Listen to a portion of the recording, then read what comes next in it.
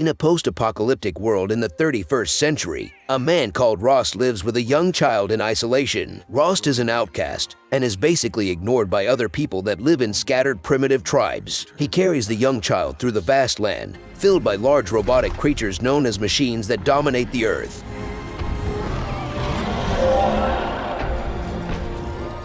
Rost makes his way up to the mountain where he meets Tirsa, a high matriarch of the Nora tribe. Together, the duo undergo a ritual and give a name to the young child. Speak her name!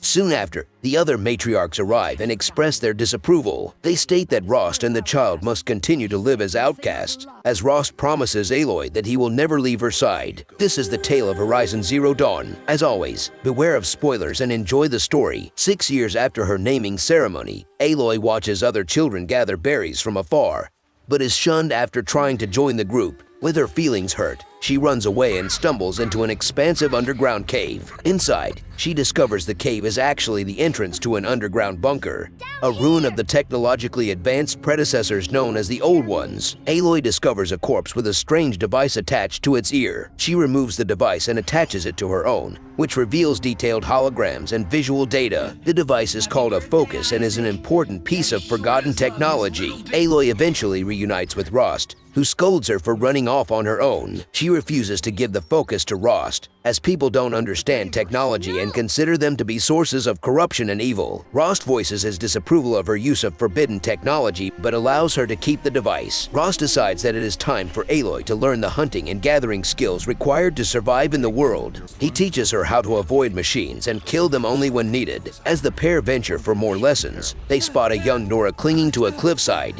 He falls and lands amongst a group of machines, injuring himself in the process. Aloy ignores Rost's pleas to stay put and uses her focus to avoid the prowling machines and ultimately leads the young Nora to safety. He desperately tries to thank her, but a group of Nora men find him and tell him to not talk to the outcasts as it is against tribal law. When returning home after the lesson, a child throws a rock that strikes Aloy in the head. An angry Aloy retaliates and pleads to Rost to tell her why she is an outcast and who her mother is. Rost tells Aloy that she might find answers if she wins the Proving, a competition to earn the right to become a member of the Nora. And so, Aloy spends the next several years training in combat and survival under Rost.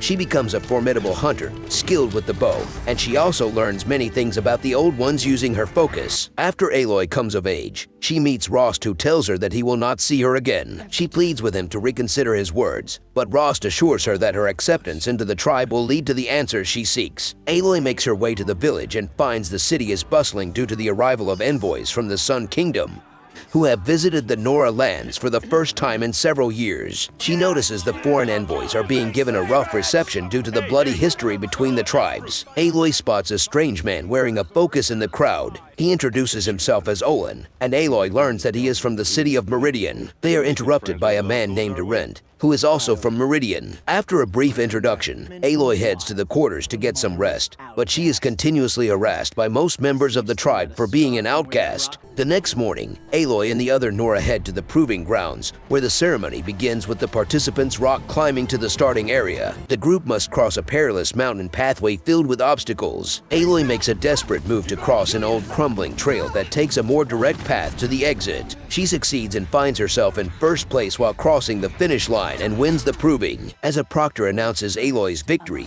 arrows rain from above and slay her along with a handful of other Noras.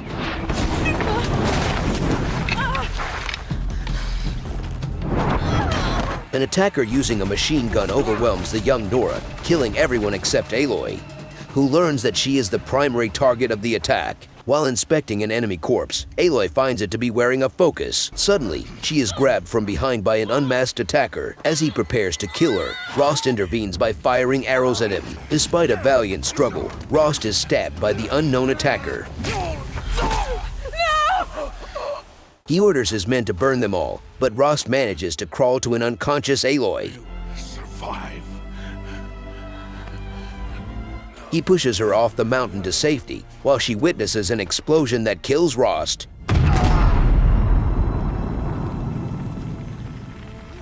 Aloy manages to survive and slowly regains consciousness inside the heart of the village mountain. She scans the damaged focus recovered from the attackers and discovers a video hologram of Rost's killer. The hologram tells the other attackers to avoid all contact with the Nora tribe and to kill every witness if they are seen. Aloy also sees an unknown woman who bears a strong resemblance to her. Teersa comes across Aloy and tells her to follow her to the place where she was born. She tells Aloy that she was not born from a human, but from the mountain itself. The pair reach a large metal door that the tribe calls the All-Mother. Aloy is told that as a child, she was found in front of the large metal door within the heart of the mountain. Teersa believed that Aloy was a gift from the All-Mother, while the other matriarchs saw her as a curse. When Aloy steps up to the mountain's door, a red light shines, stating that entry is denied due to a corruption in the registry. Teersa says that if Aloy heals the corruption, the door could open. Aloy decides to seek answers by finding Olin, the only other person that had a focus. Leaving Nora grounds for the first time, Aloy makes her way to Meridian, the capital of the Sun Kingdom. After a brief argument with the guard at the gates, Erend emerges, relieved to see she is alive. Once they are alone, Aloy relays what she knows about Olin and the Proving Massacre, demanding to be taken to him. Erend tells her that Olin is no longer in the city, but agrees to let her search his apartment as long as he may accompany her. With her focus, Aloy begins investigating and finds Olin's journal, confirming that he knew Aloy was being targeted. She then finds a recording addressed to Olin from the killers, learning that the killers have captured his wife and child, forcing him to work for them. Aloy journeys to Olin's last known location and arrives at an excavation point. From a hidden vantage point, she watches as a corrupted machine is raised from the ground.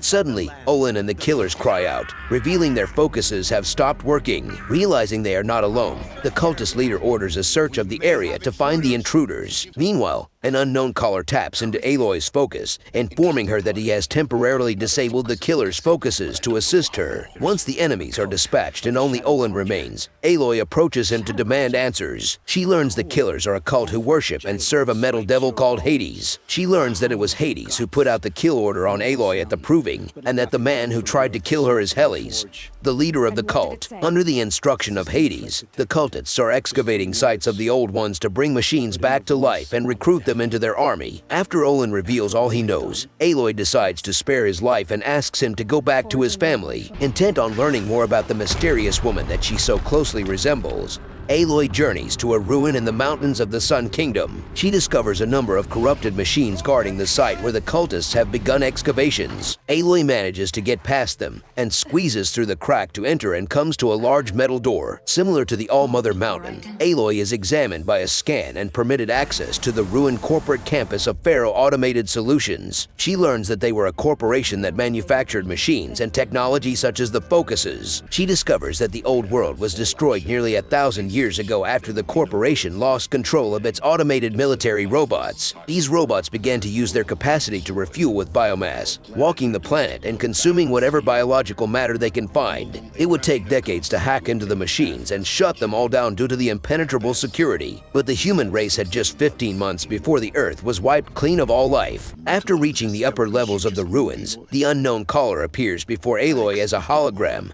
and introduces himself as Silence. He explains to Aloy that he has spent the last few decades searching the ruins of the old ones to discover what happened to them. Determined to find out more about the old ones, Aloy heads deeper into the ruins and finally learns the identity of the mysterious woman that resembles her as Dr. Elizabeth Sobek. Dr. Sobek was originally brought in to provide a solution for the corrupted robots, but as the machines had begun the extinction of all life on Earth at an alarming rate and cannot be stopped, Sobek proposed Zero Dawn, a project to restore life to Earth after complete extinction. Zero Dawn is a terraforming system controlled by an artificial intelligence unit called Gaia. Through Gaia and her sub-functions based on various Greek gods, the artificial intelligence would shut down the robots and eventually reform the Earth to recreate humanity. Once the planet was habitable again, Gaia's next goal was to restart life on Earth based on stored DNA. and teach the first human clones not to repeat their predecessors' mistakes. However, Apollo, the subsystem designed to teach humanity, was sabotaged, and the first humans were reduced to a tribal society. Furthermore, Hades was a function designed to enact controlled extinction if the outcome of Zero Dawn was not favorable for human existence. Heading into Sobek's office, Aloy finds and copies the registry master file that will allow her access to the facility in Allmother Mountain. As Aloy and Silence argue about her origins, Helles descends into the office and throws a blast bomb.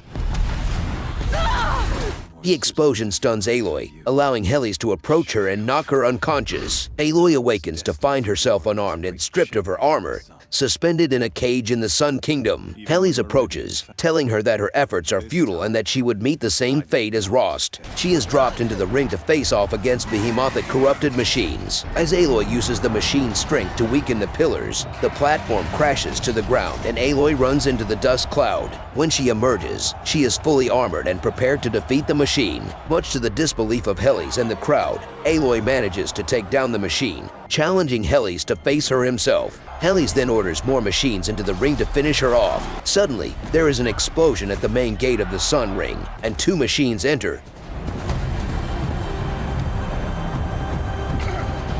With Silence atop one of them, Aloy hops onto the back of the other machine, and together they ride towards the open gates.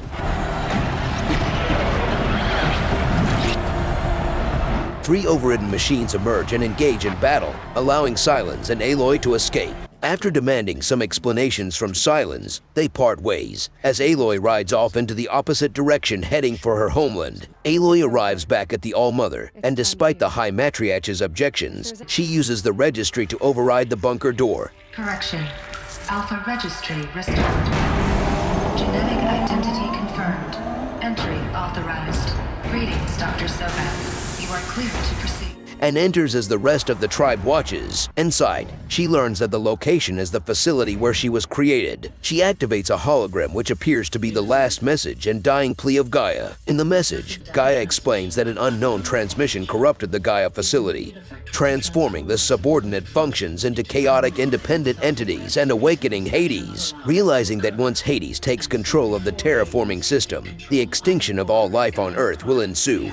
Gaia was forced to self-destruct in a blast that would stop Hades but also destroy Gaia. Understanding that the Earth would still be at peril after Hades' destruction, Gaia had ordered the creation of one last embryo made from the DNA of Dr. Sobek, so that they may be granted access to the facilities in order to restore Gaia once again. This resulted in the birth of Aloy. With all her questions answered, Aloy obtains the Master Override to destroy Hades. With the termination of the message, Aloy struggles to come to terms with the fact that she was created by Gaia as an instrument. Aloy exits the facility, greeted by the awed Nora, who begin to worship and praise her. Aloy is angered by their sudden reverence and exclaims that every tribe is in danger. First you shun me, now this? I will not be worshipped. I'm not your anointed. I don't belong to you. There's a whole world beyond your borders, and it is all in danger. And asks any willing to fight to meet her in Meridian. After realizing Hades' intention to reawaken the deactivated robots, Aloy journeys back to Meridian to warn them of the coming threat. The next day, Aloy and the Sun King watch as a massive explosion causes a landslide.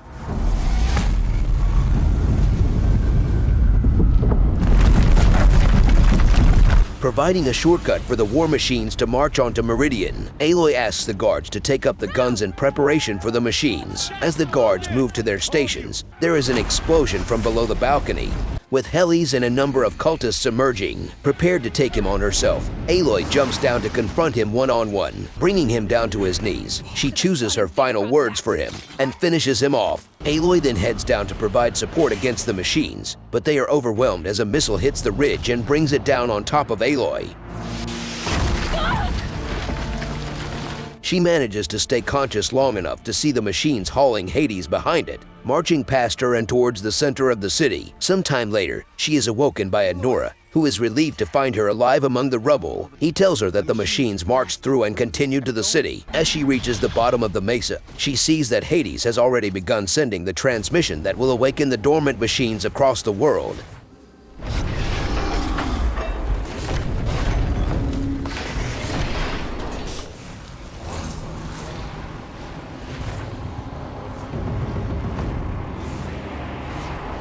With no time to lose, Aloy quickly heads up and drives her spear through Hades. Activating the Master Override with Dr. Sobek's credentials, the Extinction Protocol is purged, stopping the transmission and finishing off Hades. With Hades destroyed, the awoken machines are all deactivated, and Aloy celebrates in victory with the other tribes. After the brief celebration, Aloy journeys alone to find Dr. Sobek. Arriving at the ruins of Sobek's home, Aloy discovers her body among a triangle of flowers. She listens to a recorded conversation between Gaia and Sobek, as Gaia asks Sobek what she would wish for her children. I would have wanted her to be curious and willful, unstoppable even, but with enough compassion to heal the world just a little bit. Aloy finds a globe locket in Sobek's hand, which she takes and cherishes, finally accepting her destiny and protecting the planet. That's all I've got for now, Gaia. Time to tuck in. I wish you a pleasant sleep, Elizabeth. Thank you. I'll catch you tomorrow. If you enjoyed this video, check out these other stories on the channel, and be sure to like and subscribe, and turn on notifications for new content every week. Thanks for watching, and I'll be seeing you in another cool tale.